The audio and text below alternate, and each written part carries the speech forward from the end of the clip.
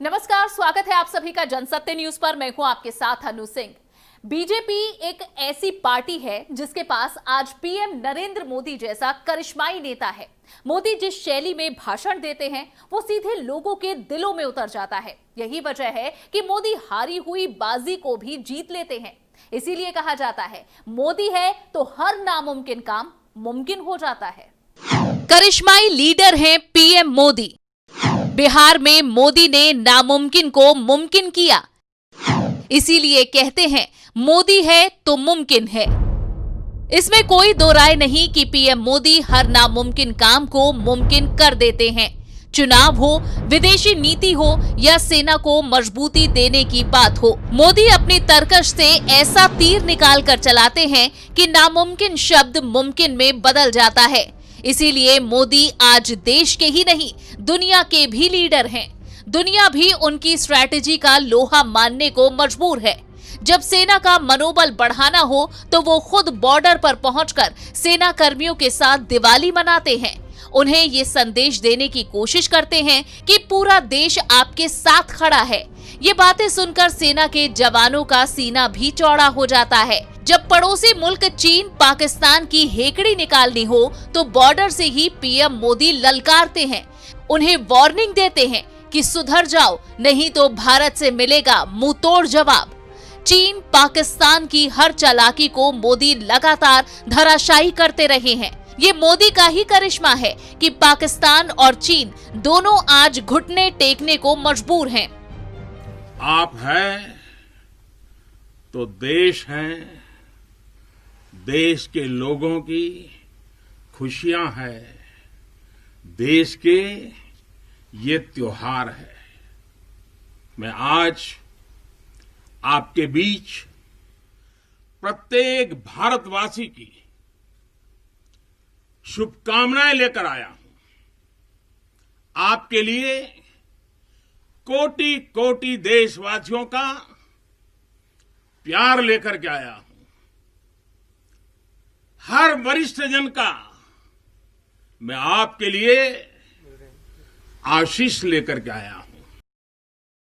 2014 में बीजेपी केंद्र की सत्ता में आई। अब तक वो सत्ता पर काबिज है, लेकिन सत्ता में आने के बाद बीजेपी ने गरीब जनता की नब्ज को टटोला।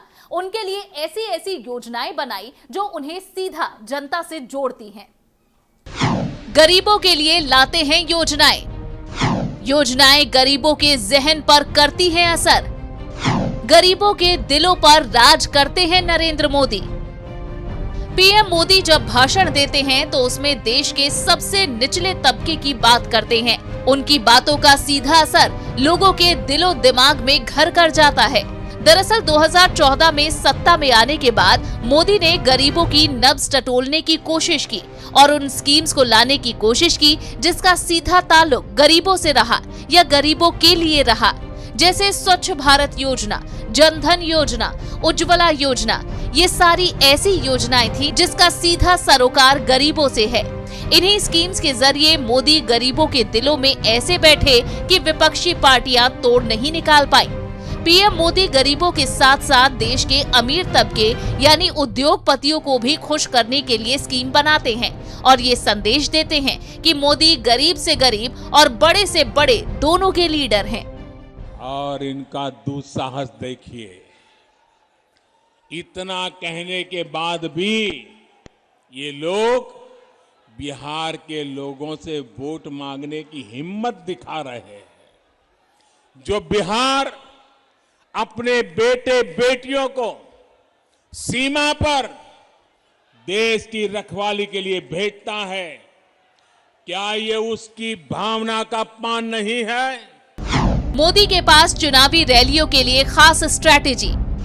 स्थानीय भाषा में शुरुआत कर मोदी दिल में पाते हैं एंट्री। पीएम मोदी चुनावी रैलियों के लिए खास स्ट्रैटेजी बनाते हैं। जहां रैली करते हैं वहां की स्थानीय भाषा में ही चुनावी भाषण का आगाज करते हैं जो सीधे जनता के दिल तक पहुंचती है। साथ ही वहां की ऐतिहासिक चीजों को भी मुद्दा बनाकर वे जनता की नब्ज टटोल लेते हैं। बिहार चुनाव में एनडीए की हार तय मानी जा रही थी। नीतीश कुमार की हताशा साफ नजर आ रही थी। लेकिन पीएम मोदी ने अपने चुनावी भाषण से न सिर्फ हार को टाला, बल्कि छोटे भाई की अब तक भूमिका निभा रही बीजेपी को बड़े भाई की भूमिका में लाकर खड़ा कर दिया।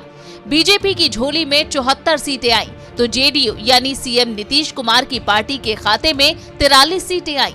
हालांकि एनडीए अलायंस में जेडीयू की सीट कम हो गई, मगर एनडीए ने अपना नेता फिर से नीतीश कुमार को ही माना और बिहार में 7वीं बार नीतीश कुमार सीएम की कुर्सी पर काबिज हो गए। चुनाव के लिए बीजेपी के पास कई बड़े नेता, अमित शाह और सीएम योगी का योगदान अहम। चुनाव से पहले बीजेपी अलग अलग राज्यों के लिए अलग अलग स्ट्रैटेजी बनाती है। बीजेपी बिहार चुनाव के लिए भी अलग से स्ट्रैटेजी बनाकर उसे अमली जामा पहना चुकी थी। इस बार बिहार चुनाव के फायर ब्रांड नेता और देश के गृह मंत्री अमित शाह खुद दूर रहे। चुनावी मैदान में पीएम मोदी, बीजेपी के अध्यक्ष जेपी नड्डा और यूपी के सीएम योगी आदित्यनाथ को चुनावी मैदान में उतारा गया। पीएम मोदी जहां सरकारी स्कीम के बारे में बताकर लोगों को जोड़ रहे थे, वहीं सीएम योगी आदित्यनाथ स्थानीय मुद्दों को प्रमुखता से उठाकर चुनावी हवा को एनडीए के पाले में मोड़ रहे थे। इन्हीं मिक्स चुनावी भाषणों से एक बार फिर से बिहार में एनडीए सत्ता पर काबिज होने में कामयाब रही। वहीं इस दौरान जहां पूरा देश बिहार चुनाव को देख रहा था, वहीं अमित शाह बंगाल चुनाव से पहले पश्चिम बंगाल की सीएम ममता बनर्जी को ललकार रहे थे। ये बंगाल की महान जनता के कारण ही मोदी जी आज दूसरी बार देश के प्रधानमंत्री पूर्ण बहुमत के साथ बने हैं। ये बंगाल की महान जनता के आशीर्वाद के कारण ही भारतीय जनता पार्टी पहली बार 300 सीटें प्राप्त कर सकी है।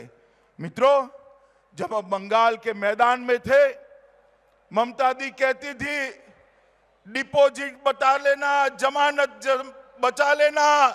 ममता दी आंकड़े देख लीजिए, अब आने वाली विधानसभा चुनाव में भी पूर्ण बहुमत के साथ भारतीय जनता पार्टी की सरकार यहां बनने वाली है। दरअसल बिहार चुनाव के बाद अब बंगाल में चुनाव होने वाले हैं। ऐसे में दूसरी पार्टी अपनी जब तक चुनावी रणनीति बनाएगी, बीजेपी पहले ही पीएम मोदी के साथ स्ट्रैटेजी बनाकर चुनावी मैदान में बिगुल फूंक चुकी होगी। पीएम मोदी की यही स्ट्रैटेजी दूसरी पार्टियों पर भारी पड़ती है। मतलब साफ है, मोदी है तो कुछ भी नामुमकिन नहीं है। Bureau report, Jansatya news. हमारी इस खास पेशकश में इतना ही। ये पेशकश आपको पसंद आई हो तो इसे लाइक और शेयर जरूर करें। हमारे चैनल को सब्सक्राइब करना ना भूलें और इस पर जो भी आपकी प्रतिक्रिया है उसे कमेंट बॉक्स में लिखना ना भूलें। नमस्कार।